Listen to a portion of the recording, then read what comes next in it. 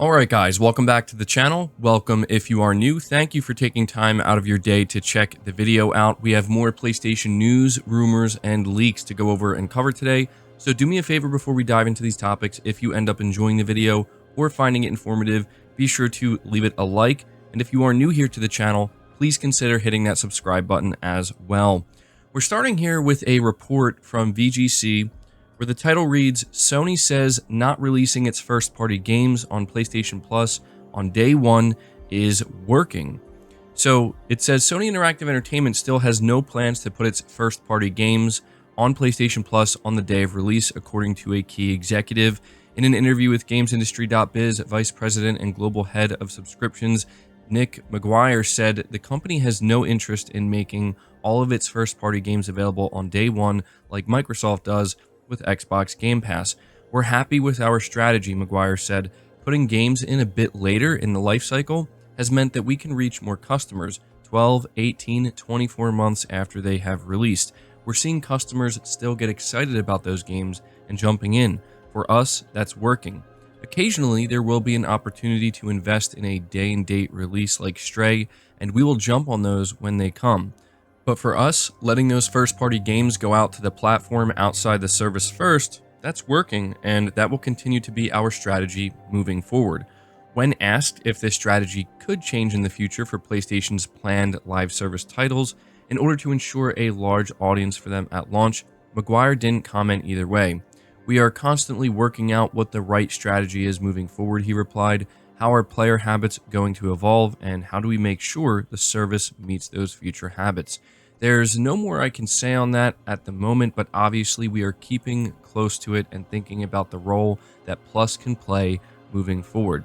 Last year, both PlayStation boss Jim Ryan and the company's head of independent developer initiatives, Shuhei Yoshida, said it had no intention of releasing its games on PlayStation Plus on day one. In March of 2022, Jim Ryan said, we feel if we were to do that with these games that we make at PlayStation Studios, that virtuous cycle will be broken. The level of investment that we need to make in our studios would not be possible, and we think the knock-on effect on the quality of the games that we make would not be something that gamers want.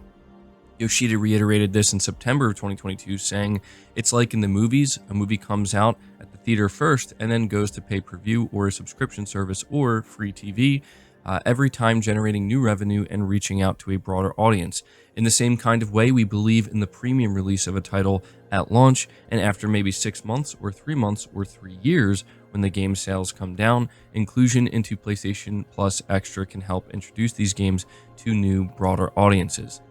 So yeah, this is coming at an interesting time. Sony is talking all about PlayStation Plus, and we do have more information we're going to discuss in this video about PlayStation Plus, but they're once again coming out and firmly reiterating that this strategy they are incorporating, the one that they've been incorporating for the entire existence of PlayStation, is still working, and it is continuing to work very well for them. And obviously, they're not going to come out and say that we plan to change this in the future when what they're doing is working and is working effectively. It's as simple as, if it's not broken, don't fix it. Now, does this mean that it will continue to work perpetually, forever, going forward? It's impossible to say. But as long as it seems to be on the right track and continuing to produce growth and continuing to produce results, then I think it's completely understandable why Sony is not going to jump on releasing games day and date into PlayStation Plus. But who knows, in the future, if things take, a turn and suddenly this strategy isn't working anymore, we could see Sony decide to change that. But as of right now, there seems to be zero signs of that happening. And so, of course, people are always going to compare this to what Microsoft is doing with Xbox Game Pass and their first-party studio. And it's understandable that some consumers would want to see Sony do that. But, from a business perspective, I think it's best for people to try to understand that Sony and Microsoft at this moment in time just have very different business strategies. Sony is sticking with what has always worked for them, the traditional model, and it's continuing to work for them, whereas Microsoft, because of the struggle they had last generation with the Xbox One, they were forced to pivot and find another way, and that's exactly what they did with Game Pass, And because of that, they had to basically completely transform their entire strategy. And it seems like both ways are working out based off of what we can tell for both Sony and Microsoft. So there you go. That is the latest update we have when it comes to the day and date situation for PlayStation. But moving on to the next topic, I have an article here from Push Square, and it says Final Fantasy XVI's demo has been a huge hit with PlayStation 5 players. The Final Fantasy XVI demo really seems to have struck a chord with those who have played it, offering up over 2 hours of gameplay through the title's prologue chapter and topping things off with a special combat-based mode. The demo feedback we've seen has been incredibly positive overall. A quick Google search reveals all kinds of gushing reviews, videos, and streams, suggesting that Square Enix has a hit on its hands. And yeah, I don't know how many of you have actually played the Final Fantasy XVI demo. I'm assuming a fair amount of you have.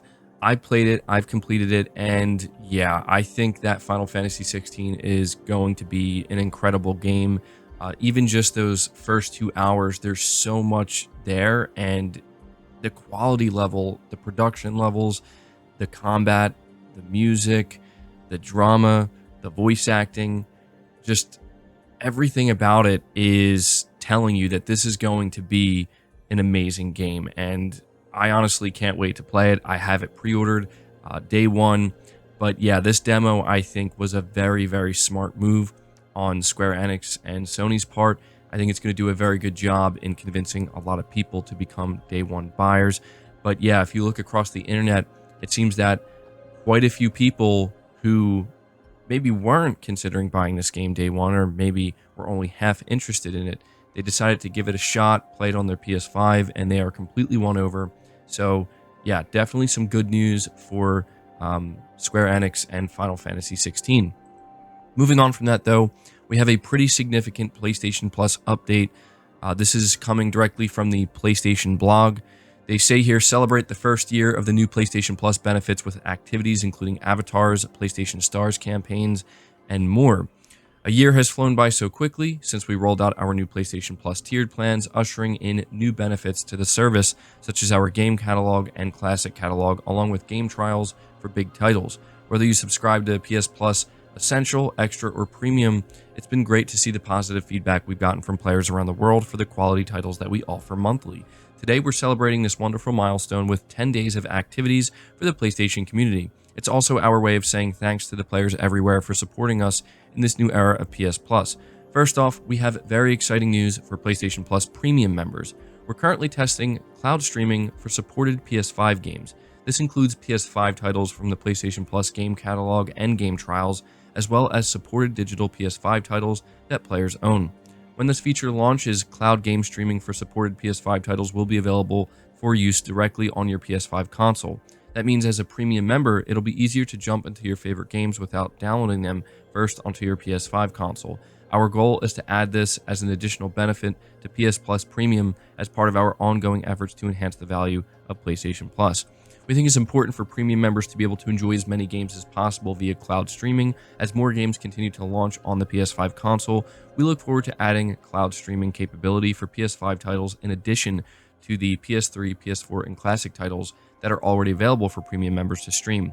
We're in the early stages right now, and we can't wait to share more details when we're ready, including a launch timeframe, so stay tuned.